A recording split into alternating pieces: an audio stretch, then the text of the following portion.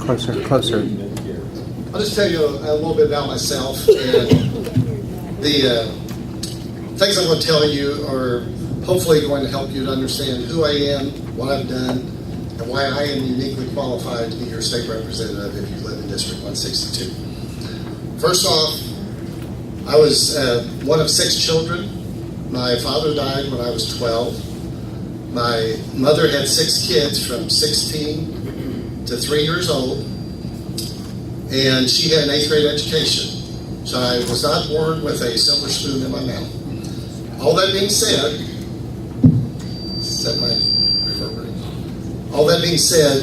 I learned a lot about work ethic and what it takes to get ahead in life. And when you're down on your luck, work will always get you ahead. It doesn't matter what occupation you're in, the harder you work, the luckier you become. After I graduated from high school, I enlisted into the United States Army. Spent 2 years there as a medic in a MASH hospital. I spent a lot of time at Fort Benning, Georgia, with the Airborne Ranger Schools as the field medic that went out on training missions with them.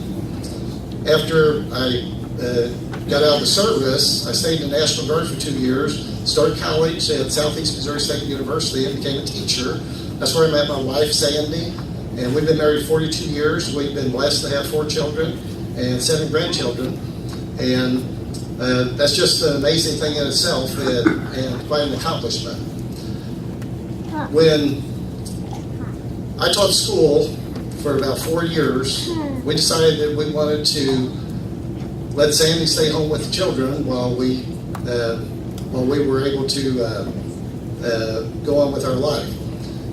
You can't do that on one teaching salary. So Sandy stayed teaching for 3 years. I went back to school at University of Missouri Rowlett, got engineering degrees, and when I graduated, I came to work down here with Empire District Electric Company as an engineer. Sandy became pregnant, and we had our 4 children. She stayed home with the kids.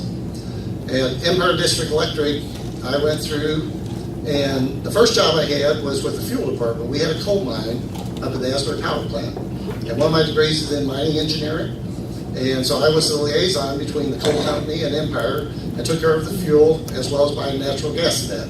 These were large contracts, some of them as much as, at that time, $50, $60 million per year, because fuel is the largest expense that an electric utility has.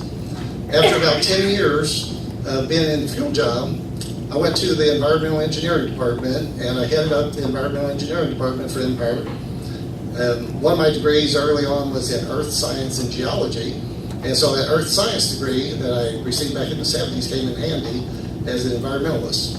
So I headed up the department. I permitted the state line power plants, the Asbury power plants, the pipelines that we did, took care of all the water permits and all the air permits. I spent a lot of time in Jefferson City with the regulatory issues surrounding electric utilities. Also went to Topeka a lot because Empire had power plants in Kansas.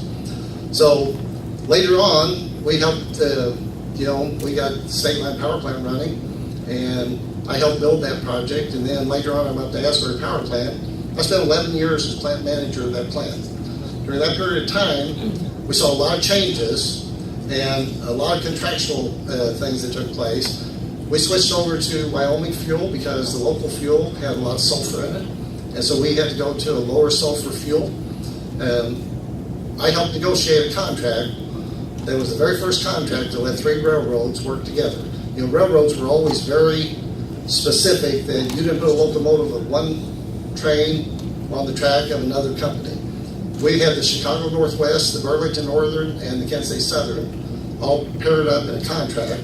And that was the first one in the United States where you had 3 railroads lined up on the same rail tracks. In addition to that, I worked on a lot of the environmental projects at Empire. Some of you have damp shingles on your house. I started a program there where we took the leftover bottom ash, processed it, sent it off to process it, and it goes in the headlamp of the shingles. Another project I had was we burned tires up at the Asbury Power Plant. That was one of my projects. We burned 2,500 tires per day after we chipped them up. That project won the governor's top 3 awards in the state of Missouri. We got the Environmental Governor Awards, and it was the top project in the whole state. And that was something that I helped to implement, and I was in charge of. The reason I'm telling you some of that is I'm a real life guy. I've worked real jobs. I worked at Empire 35 years. I retired in 2016. At that time, I'm looking out here at what I need to do.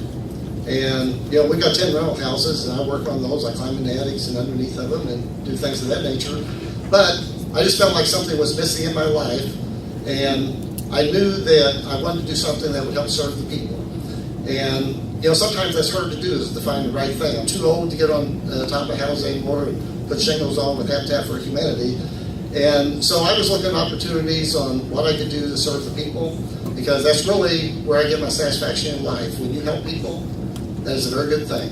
And so my wife and I, we prayed about it, we talked about it, we discussed it, and I decided that I could best utilize my skills that I've had in my real life experience by being the state representative. And I think the one thing that I would say is, I believe the most important thing you could ever do as a job is to represent people that put their trust in you.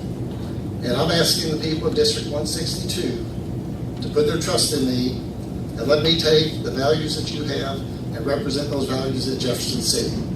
And it would be my honor if you vote for me on August 7th. Thank you.